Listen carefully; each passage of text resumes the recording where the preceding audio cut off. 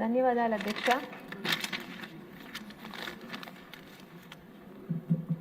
ఆంధ్రుల మనందరి అమరావతిపై ఈరోజు ముఖ్యమంత్రి గారు ప్రవేశపెట్టిన తీర్మానాన్ని బలపరిచే అవకాశం ఇచ్చినందుకు మీకు ధన్యవాదాలు అధ్యక్ష.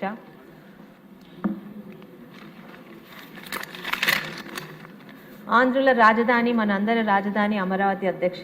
పేరులోనే తెలుగుతనాన్ని, తెలుగువారి ఆత్మగౌరవాన్ని, తెలుగువారి చరిత్రను తెలిపేలా రూపొందుతున్న మన అమరావతి అధ్యక్ష. ముందుగా అమరావతి నిర్మాణానికి మనస్ఫూర్తిగా సహకరిస్తూ ప్రపంచంలో ఏ రాజధానికి భూములు ఇవ్వని విధంగా చరిత్రలో తెలుగువారి భూములు ఇచ్చిన త్యాగనిరతికి తార్కాణంగా నిలిచిపోయిన అమరావతి రైతులకు, అలాగే వారి కుటుంబాలకు, ముఖ్యంగా గత ప్రభుత్వంలో ఎన్నో దాడులను ఎదుర్కొని మరి నిలిచిన అమరావతి మహిళలకు కూడా మనందరి తరపున, రాష్ట్ర ప్రజల తరపున పాదాభివందనం తెలియజేసుకుంటున్నాం అధ్యక్ష. అయితే ఇప్పటికే రాజధానిగా నిర్మాణం కావాల్సిన అమరావతికి అడ్డంకులు సృష్టించిన గత ప్రభుత్వాల గురించి కూడా ఇప్పుడు మనం మాట్లాడాల్సిన అవసరం ఉంది అధ్యక్ష. గత పాలకుల అక్రమాలు, అడ్డంకులు ఖచ్చితంగా మనం మాట్లాడాలి అధ్యక్ష. పాలకుడికి ఉండాల్సినది ప్రజలకు ఇచ్చిన మాట మీద నిలబడ్డాం అధ్యక్ష.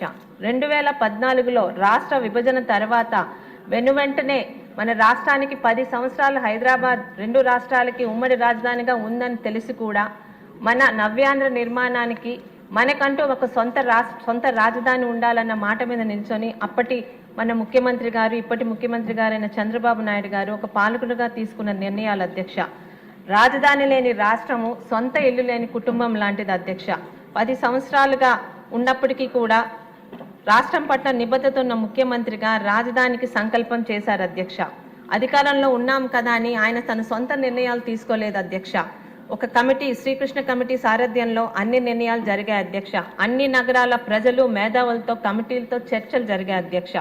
విశాఖపట్నం లాంటి ప్రజలు కూడా, అక్కడున్న మేధావులు కూడా మాకు రాజధాని అవసరం లేదని చెప్పారు అధ్యక్ష.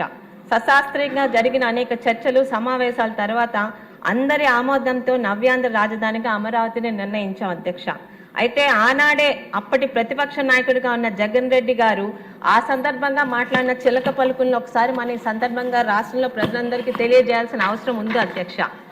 ప్రతిపక్ష నాయకుడిగా సెప్టెంబర్ 4, 2014లో జగన్మోహన్ రెడ్డి గారు మాట్లాడిన మాటలు అధ్యక్ష, విజయవాడలో క్యాపిటల్ సిటీ పెట్టడం గురించి మేము మనస్ఫూర్తిగా ఆహ్వానిస్తున్నాం. కారణం ఏమంటే మన రాష్ట్రం ఇప్పటికే 13 జిల్లాల చిన్న రాష్ట్రం అయిపోయింది. 13 జిల్లాల ఈ చిన్న రాష్ట్రంలో ఒక ప్రాంతానికి మరొక ప్రాంతానికి మధ్య చిచ్చు పెట్టడం ఇష్టం లేక మనస్ఫూర్తిగా ఆహ్వానిస్తున్నాం అధ్యక్ష.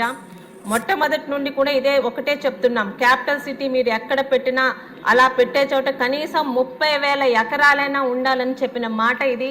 స్వయంగా జగన్మోహన్ రెడ్డి గారు చెప్పిన మాట అధ్యక్ష.